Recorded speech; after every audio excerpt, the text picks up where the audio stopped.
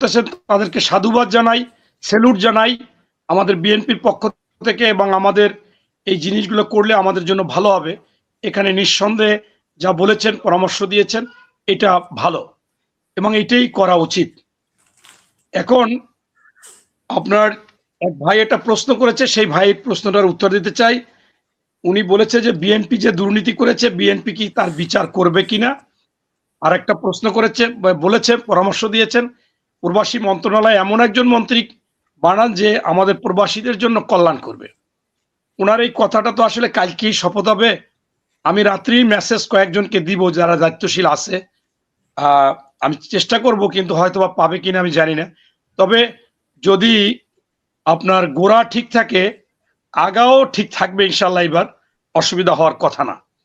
এবং আমি এটা ছোটবেলা থেকে শুনে আসছি যে যার প্রভাবে যে চলে, সে যদি প্রভাব বিস্তার করতে না দেয়, কারো ক্ষমতা নাই প্রভাব বিস্তার করতে, সে একাই এনাফ পারবে, কিন্তু অন্যদের সহযোগিতা করতে হবে।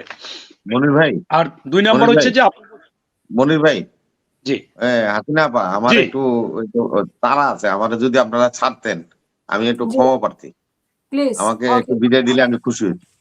হ্যাঁ, ঠিক আছে, ওকে। জি, আপনাদের সবাইকে আসসালামু আলাইকুম। জি, আসসালামু আলাইকুম। আসসালামু আলাইকুম। আপনার এমপিকে অভিনন্দন জানাবেন। Thank you. জি, বলেন। বাদ না দিয়ে চলে যাচ্ছেন। হ্যাঁ, আচ্ছা, না, উনি বক্তব্য, ওনার কথা শেষ। আমি বলি যে ভাই, দুর্নীতি কিন্তু করে সরকারি লোক বা বিভিন্ন টেন্ডার সরকার অবস্থা করে, দুর্নীতি কিন্তু এমপি মন্ত্রীরা করে। সেই জায়গায় আমাদের কেউ ছিল না। আপনি মনে হয় চাঁদার কথা বলেছেন, চাঁদাবাজি তো 9,000 বহিষ্কার করেছে। আমি বিশেষ করে আপনি কি চান না চান বা করবে কিনা সেটা জানি না। আমি আজকেও ওই সেই ইন্টারকন্টিনেন্টালে যারা যারা আমার সাক্ষাৎকার নিয়েছে সেখানে বলেছি, জোরে সোরে বলেছি যে আমি সন্ত্রাস, দখল, চাঁদাবাজ, দুর্নীতি, ঘুষখোর, মব সৃষ্টিকারীদের বিচার চাই, কঠিন বিচার চাই। এটা তারেক রহমানের প্রথম করতে হবে। কিন্তু ভাই, আমার হিসাবে সবচেয়ে যারা দুর্নীতিগ্রস্ত, সবচেয়ে যারা মব সৃষ্টি করে চাঁদাবাজি করেছে বড় বড় অঙ্কের, আমার মনে হয় বিচার করতে গেলে তাদেরই বিচার করতে হবে। যারা টেম্পো স্ট্যান্ডের বিচার কিন্তু আমার মনে হয় হবে না। ফুটপাতে দোকান বসাই 10 টাকা করে নেওয়া, কতটুকু বিচারে আসবে, কেউ আসবে কিনা আমি জানি না। তাদেরও বিচার করতে হবে, সকলেরই বিচার করতে হবে। তবে আমি ওই বিচারটা চাই। যারা যারা অল্প দিনে তার 344 কোটি টাকার মালিক হয়, এদের বিচারটা আমি চাই। মব সৃষ্টি করে টাকা নেওয়া, এটা করা ওইটা করা, এদের বিচার আমি চাই। এটা আমি চাই। আপনার সাথে একমত। এবং আপনি বলেছেন, আমি বিচারের জন্য বারবার ওনাকে মেসেজ দিব, জানাবো। আমি চেষ্টা করব বিচারটা হওয়ার জন্য। এরপরে আপনার এই ভাইরা বলেছে, ভাই পিছনের দিকগুলো আনেন কেন, বা এই তর্ক করেন কেন, বদনাম বলেন কেন। বদনাম না, এটা হচ্ছে যখন এইখানের একটা বিষয় থাকে, বিষয়তে যখন বলে যে ভোটে এটা হচ্ছে ওইটা হচ্ছে, তখন তুলে ধরতে গেলে এইটা হয়। আপনার হচ্ছে যে এরা যে সেনাবাহিনী এবং নির্বাচন কমিশনকে পরিকল্পিতভাবে কিছু লোক দিয়ে, তাদের দিয়ে বিতর্কিত করছে, ছোট করেছে, হ্যাঁ প্রতিপন্ন করেছে, ওই ব্যারিস্টার ফুয়াতের মতো লোক যাতা বলেছে, এগুলো কি আসলে একটা দেশে সেনাবাহিনীকে নিয়ে বলতে পারে, নির্বাচন কমিশনকে নিয়ে বলতে পারে? এই জন্য তর্কের খাতিরে বলছি যে এরা আসলে তো বলেই যাচ্ছে, এটা তাদের অভ্যাস হয়ে গেছে।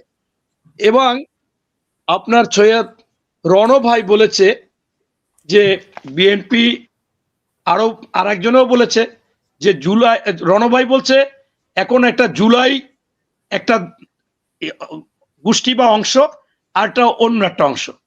আমি রণ ভাইকে বলতে চাই, জামাতের আমির মহোদয় আমার পাশে দাঁড়িয়ে, মানে একটু 4 হাত দূরে, আমি একটা প্রোগ্রামে বলেছে যে তারেক রহমান হচ্ছে বাংলাদেশের মানে নাম্বার 1 এই জুলাই যোদ্ধার মহানায়ক।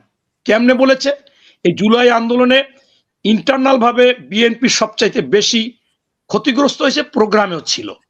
আমি আমার ছেলে নিয়ে প্রতিদিন ছিলাম, বউ বাচ্চা নিয়েছিলাম, 65 লক্ষ লোকের নামে মামলা, একদিনের জন্য বাদ দিনে, চোখের অপারেশন করেও নামছি। আপনার হচ্ছে যে আপনার সেই ক্ষেত্রে আমাদের একটা কৌশল ছিল। তারেক রহমান বলছে যে আমাদের কথা বললে আইন শৃঙ্খলা বাহিনী আমাদের পিটাইবে, গ্রেপ্তার করবে, এটা করবে, ওইটা করবে, আমরা বলবো যে আমরা এটাই নাই, বাট আমাদের সমর্থন আছে। কিন্তু জামাতের আমির জানে, যারা আন্দোলন করেছে তারা জানে, এবং আপনি জানেন যে 50% বেশি আমাদের শহীদ হয়েছে। অতএব আমরা কিন্তু এই জুলাই আন্দোলনের দল সরাসরি সব মিলিয়ে যা হয়েছে তার চাইতে আমাদের অনেক বেশি হয়েছে। আমরা ভুক্তভোগী, আমরা বাসায় থাকতে পারি নাই। যখন ধরছে রিমান্ডের পর রিমান্ড, আমি 3 বার ডিজিএ পাইনেছে, যেটাকে আপনারা আয়নাঘর বলেন, আমার পায়ে গুলিবিদ্ধ পা ভেঙেছি। আর কি করব, ব্যবসা বাণিজ্য সব বন্ধ করে দিয়েছি। এখন আমরা এটাকে গুরুত্ব দেব, তারেক রহমানও দিবে, আমিও সবসময় দিতে চাই, এর কোনো বিকল্প ভাবে আমি যাইতে চাই না। আর একজন বলছে যে, আফসারি ভাই বলছে যে তারেক রহমান কালকে গেল, এটা করলো, ওইটা করলো, তার সিদ্ধান্তের বিরুদ্ধে। আমরা ভাই সিদ্ধান্তের বিরুদ্ধে কেন যাব? আমরা যখন টকশো মানি তো তর্ক। আমি এখন যমুনা দেখতেছিলাম, জামাত আসছে, আর একজন, এটাই তো হবে। একজনে যুক্তি দিলে সেই যুক্তিটা তো খণ্ডন করতে হবে ভাই। তারেক রহমান যাবে, সে অবশ্যই করবে, কিন্তু আমি তো আমার কথাটা বলবো। যখন এখানে প্রশ্ন করবে, একজনে প্রশ্ন করলো বা একজনে বললো, তখন তো আমার বলতে হবে। সেই জন্যই আসলে এটা বলা। কিন্তু আমরাও চাই, আজ এই কেবলমাত্র দেখতেছিলাম পাথরঘাটা নুরুল ইসলাম মনি এমপি হইয়া হয়তোবা মন্ত্রীও হবে, তিনি বলেছেন যে সেটা আজকে ছেড়েছে সবাই, যে আমি নির্বাচিত হয়েছি এই থেকে, এখানে কোনো জামাত আর বিএনপি নাই, আমরা সবাই এক, আগেও এক সময় এক ছিলাম। আমি শপথ গ্রহণ করব যে আমি সবকে নিয়ে চলবো, কারোর উপর রাগ বা বশবত, এই শপথ গ্রহণ করব। অতএব আমার কাছে সবাই সমান, এই কথাটা বলেছে। তাই আমি মনে করি বিএনপি কিন্তু সেটা বলে, হ্যাঁ।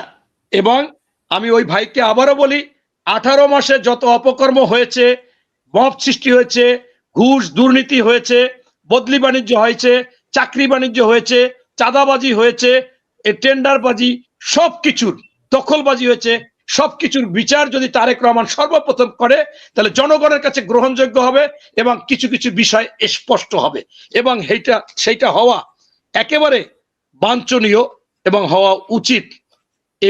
এইটাই আমি বলতে চাচ্ছি। আর আপনার হচ্ছে যে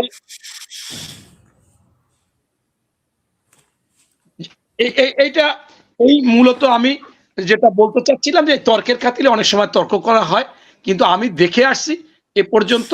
এবং এই যে আজকে বলেছেন নির্বাচনে অনেক জায়গায় কারচুপি হয়েছে, আমি এখন দেখলাম জামাতের একজন, জামাত না মানে উনি হচ্ছে প্রিজাইডিং অফিসার, এরকম আমার কাছে বেশ আছে, প্রায় 200-র মতো আছে। তার মধ্যে কেউ দখল করতেছে, কেউ ভোট দিয়ে কিনতেছে, কেউ ভোট কাটতেছে। এখন বিএনপিও করছে কিনা, আমি তো আসলে যেহেতু বিএনপির লোক, সত্যি সত্যি আমি আওয়ামী লীগটাই সেভ করছি। আপনার এখন ওনরা যদি বলে, আজকে দেখলাম ওরা, এই যে আমি যেটা বলছিলাম যে কলা গাছ কাইটে ফেলাইছে, একটু দেখাই।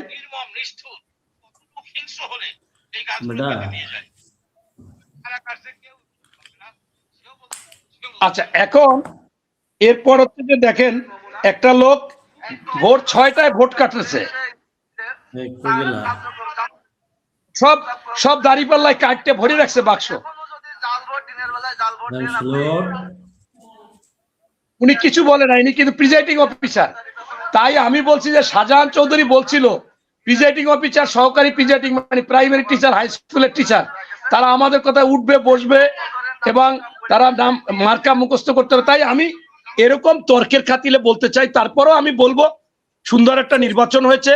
কারচুপি সত্যিকার অর্থে বাংলাদেশে জামাত বেশি করেছে, জাল ভোট দিয়েছে, ভোট কিনছে, যত উপায় সরকারি প্রিজাইডিং অফিসার ক্রয় করে ফেলেছে টাকা পয়সা দিয়ে, বাসায় যাইয়া এই আরমান হয়েছে ভালো কথা, এই টাকা দিছে, একেবারে টোটাল দেখাইছে টিভি গুলায়, মনে করেন যমুনা টিভিতে দেখাইছে। এখন হয়তোবা তারপরও নির্বাচন কমিশন মনে করেছে যে নির্বাচনটা আমি সুষ্ঠু করার জন্য কিছু জিনিস এড়াই যাব, সেটা এড়াই গেছে। বিএনপির ক্ষেত্রেও 2-1 জায়গায় হতে পারে, তবে বেশিরভাগ জামাতের ক্ষেত্রে হয়েছে। অতএব আমি মনে করি যে বাংলাদেশ গড়ার জন্য আসুন সকলে ঐক্যমত থেকে আমাদের চিন্তা ভাবনা, আমাদের দেশকে সকলের উপরে রেখে এই দেশটা গড়ি, এবং তারেক রহমানের যে কথাবার্তা, আমরাও সেইটা শুনতে চেষ্টা করব। কিন্তু দুই এক সময় আপনারা নিয়ে আসলে যখন একটা উস্কানিমূলক কথা একজনে প্রশ্ন করে, সেই উত্তরটা না দিলেও তো আমি মনে করবে যে সে আসলে এগুলো তারা করে বা এগুলো তারা দোষী, এই জন্য বলে নাই। এই জন্যই আসলে, নতুবা আমরা এই তর্কের খাতিরেই তর্ক করা, এমনি অন্যভাবে কাউকে ছোট বা হেয় প্রতিপন্ন বা কোনো সমস্যা সৃষ্টি করার জন্য না। তা আমি মনে করি যে আমি উদাহরণগুলো দিয়েছি এই জন্য যে জামাত মনে করেন সবসময় তারা এইগুলো করে আসছে। সেনাবাহিনীর মতো লোক, নির্বাচন কমিশনের মতো লোক, সেইটা যেখানে সকলের বাংলাদেশের প্রত্যেকটা মানুষের আস্থা, তাদেরকে ফুয়াদ দিয়া, হাসনাত আব্দুল্লাহ দিয়া, ওরে দিয়া যা তা বলাইছে, মানে যা শোনার মতো না। তারপর আমি ধন্যবাদ জানাই যে সেনাবাহিনীদের, যে ওদেরকে তুলে নিয়ে যায় নাই। আমি বিশ্বাস করেন ওখানে থাকলে ওদের তুলে নিয়ে একেবারে সাটাইতাম জমশিদ, যে এ কি, তুমি সেনাবাহিনীকে কলঙ্কিত করো, তুমি এই সমস্ত বাজে কথা বলো। তারপরও আল্লাহ মাফ করুক যে ভালো কিছু হয়েছে, এটা আমরা যাতে রক্ষা করতে পারি এবং সকলে মিলে জুলাই আন্দোলনকে আমরা ধারণ করতে পারি এবং স্বাধীনতা সার্বভৌমত্ব। এক ভাই বলছে যে পিছনে, আমি অন্য পিছনে কিছু জানতে চাই না। আমি বলেছি, হাদি বলেছে বাংলাদেশের স্বাধীনতা সার্বভৌমত্ব রক্ষা করতে হবে, রক্ষা করতে হবে, রক্ষা করতে হবে। এইটা আমিও চাই এবং 24কেও ধারণ করতে চাই।